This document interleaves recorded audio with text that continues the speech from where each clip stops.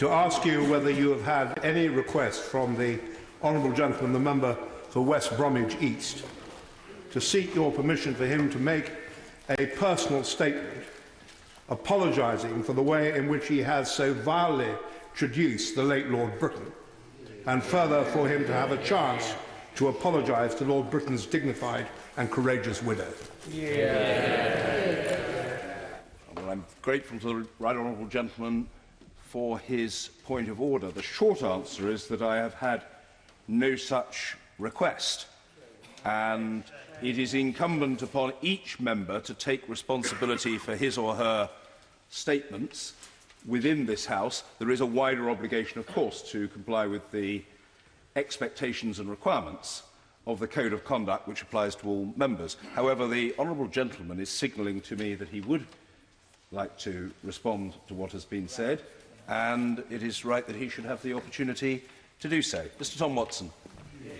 Mr. Speaker, I understand that honourable and right honourable members feel aggrieved that Leon Brittan was interviewed by the police and that they're angry with my use of language.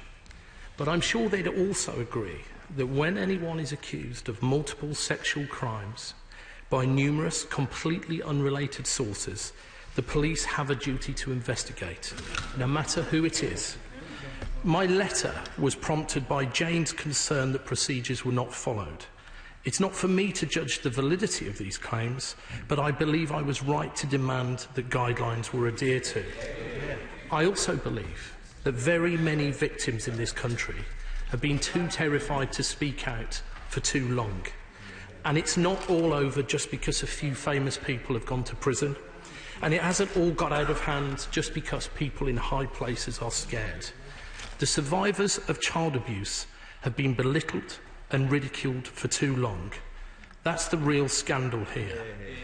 Earlier, the Prime Minister has said that I should examine my conscience.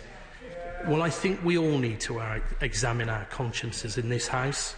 We've presided over a state of affairs where children have been abused and then ignored, dismissed and then disdained. If anyone deserves an apology, it's them.